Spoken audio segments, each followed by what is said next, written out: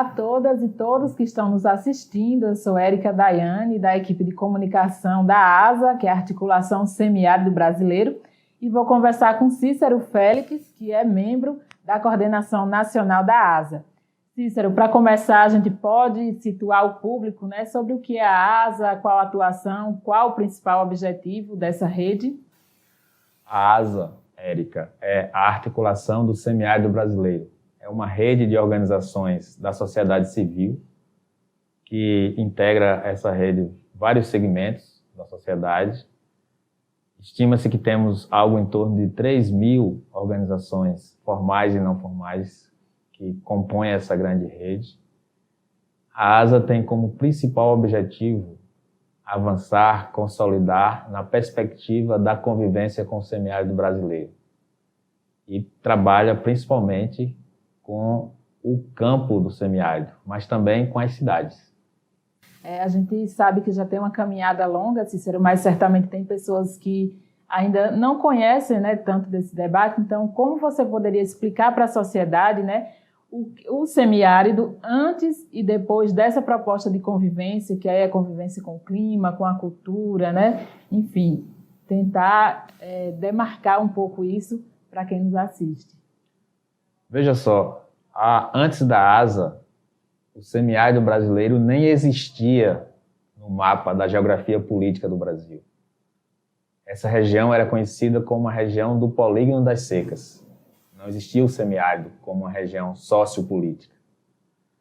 E o que imperava nessa região era a indústria da seca, a lógica do combate à seca e a lógica da negação a essa região. Era a região da impossibilidade, a região das misérias, das desgraças, das incapacidades. A partir da articulação dos povos do semiárido, através da ASA, se estabeleceu um novo paradigma nessa região, que é o paradigma da convivência com o semiárido, rompendo com a lógica do combate à seca, colocando para a sociedade que, de fato, essa é uma região diferente, que tem sim períodos de seca, todo ano tem período de seca e período de chuva. Em alguns períodos ao longo da história tem secas maiores, mas é uma região também que é o semiárido mais chuvoso do planeta e é o semiárido mais populoso do planeta. E existe nessa região um bioma único. As caatingas só existem nessa região. É uma região rica em culturas, em conhecimentos, rica em biodiversidade, rica em saberes e sabores, com grandes desafios, mas com grandes potencialidades.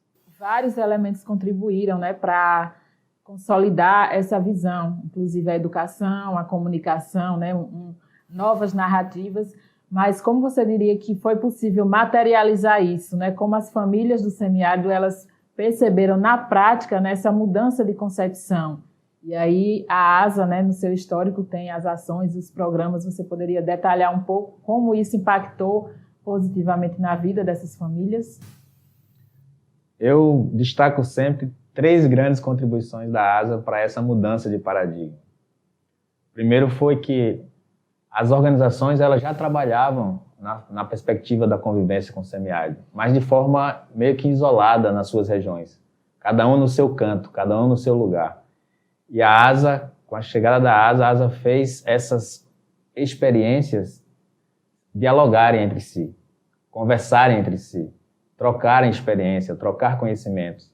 Então, essa foi uma das grandes contribuições da ASA nessa perspectiva da convivência.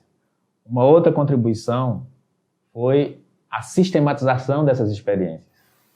Então, a ASA, a partir dos intercâmbios, das trocas, dos diálogos, sistematizou um conjunto de experiências, seja na área da educação, seja na área da comunicação popular, seja na área da produção agropecuária, da captação e armazenamento de água de chuva, enfim, nas diversas dimensões da vida no semiárido.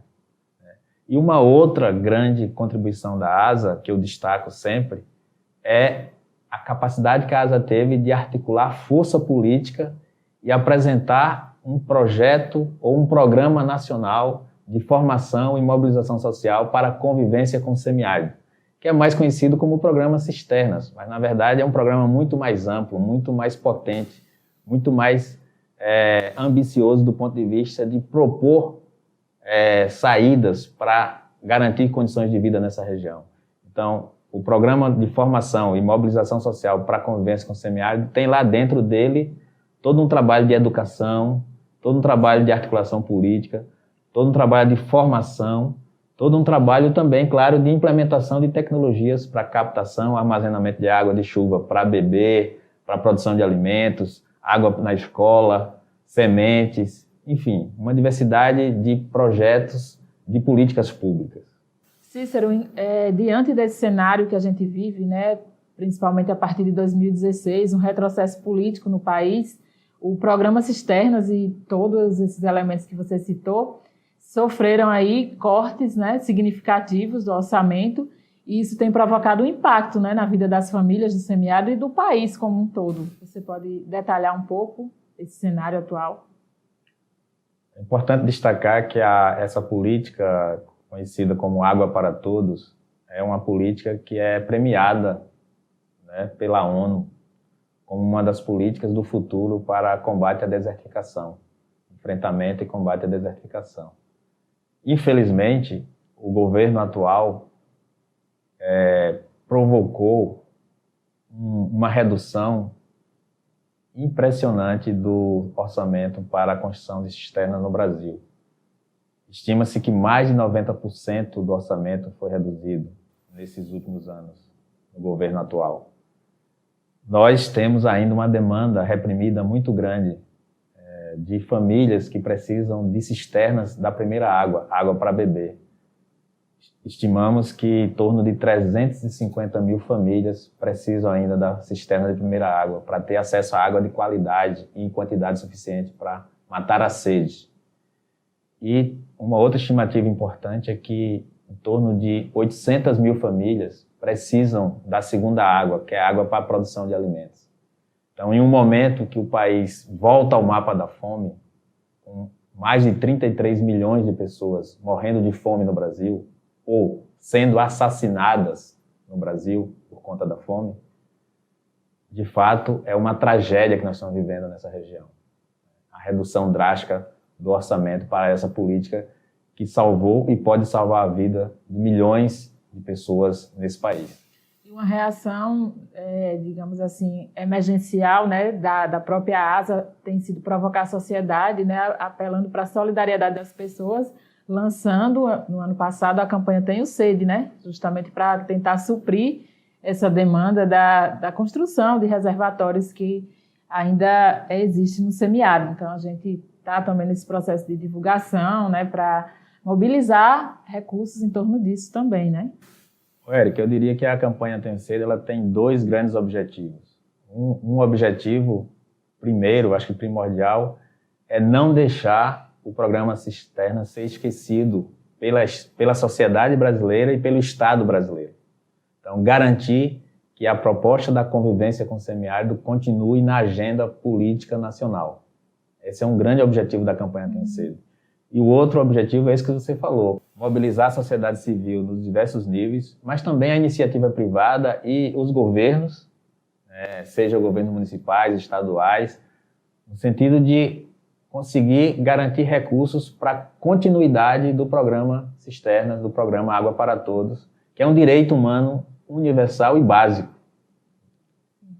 Então, como a gente está conversando, né, o papel da ASA é central nesse debate de desconstrução do estereótipo negativo do semiárido, né, da mudança da narrativa e trazendo um novo paradigma, substituindo a lógica do combate à seca e evidenciando a possibilidade de convivência com o semiárido. Então, a rede foi fundamental na construção da política pública, né, voltada para isso, inclusive avançando nos estados, né, e no país como um todo. E nesse momento, nesse Brasil de 2022, né, frente ao desafio de defender a democracia, né, como é que a ASA tem se colocado?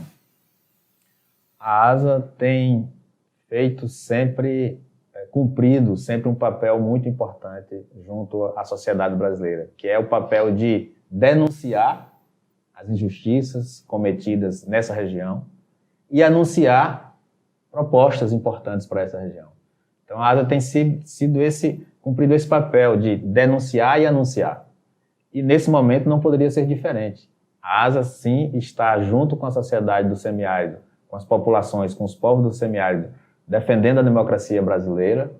E nessa defesa, a ASA lançou uma carta política, onde a ASA apresenta um pouco o contexto que nós estamos vivendo nessa região, coloca propostas de retomada das políticas atuais, das políticas que já estão em execução, porém sem orçamento no momento atual, e apresenta, inclusive, novas propostas de políticas inovadoras para alavancar e soluções, né, construções de condições dignas de vida nessa região.